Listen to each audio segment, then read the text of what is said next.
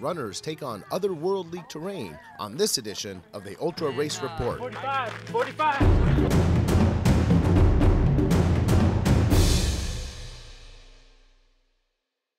Well, hello, Ultra Racing fans, and welcome to Ultra Racing Network's coverage of the 2015 Six Nutrition Salt Flats 100, coming to you from the Bonneville Speedway right outside of Wendover, Utah. Well, folks, in the same place where vehicles come to set land speed records, runners from around the world have come to test their mettle in this extreme landscape. So let's cut to the video and check it out. Bonneville Salt Flats stretches for miles in the high desert of western Utah. The small border town of Wendover played host to the registration and pre-race meeting for the Salt Flats 100. Here, racers picked up their packets and got the lowdown from the race director, Vince Romney. The 7 of us got together and ran the 100-mile race 5 years ago. And it was just kind of an evolution of where could we do this, what's a cool part of the country, and Salt Flats, nobody really goes out here to run. It's a motorsports area or a rocketry area. So we came out and explored. And in exploring, we found out how cool it is. Racers consisted of an international field and many returning veterans. I'm reasonably new to ultras. I ran my first ultra last year in March and was looking to step up to the 100-miler. And so I've come across here to do my first 100-miler. I'm back for a second year, and the Salt Flats is a really unique environment. It starts out with about 17 miles on the actual Salt Flats, which is beautiful and stunning at sunrise, and the rest of it's beautiful high desert, and it's a fantastic race. Due to the record-breaking rains the previous year, the racers are keeping a close eye on the looming weather system breaking over the area that evening.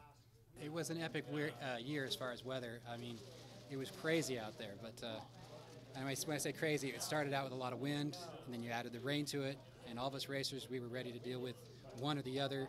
You put the two together, it became quite a challenge.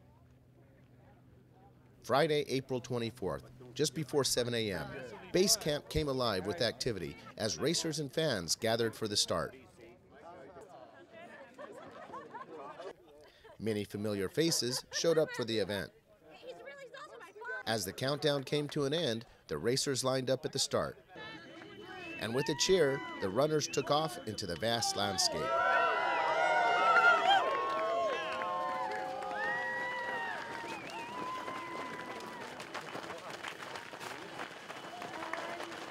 Yeah, buddy, go get it, Nate. You got it, man. Go quick!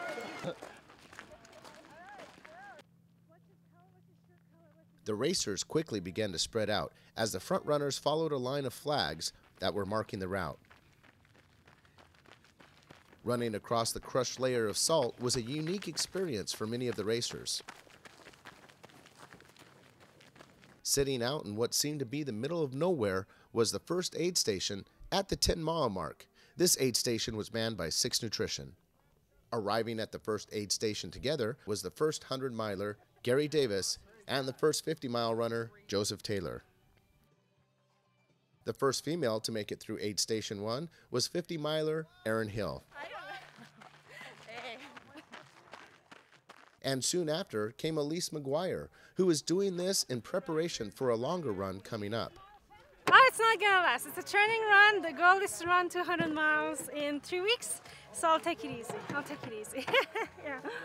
As the racers continue, they will pass the second aid station just 10K later, and there they will begin their climb as they enter the rocky islands in the middle of the flats. It looks like the race has gotten off to a great start. As the day continues, we're going to keep an eye on the weather as the racers move into the climbing portion of the race. So signing off for now, I'm Jeric Wilhelmsen, and we'll see you out there. For the most up-to-date stats, check out the Salt Flats 100 website at www.saltflats100.com. And keep checking back for more action on ultraracingnetwork.com. You can also find us on Facebook and Twitter.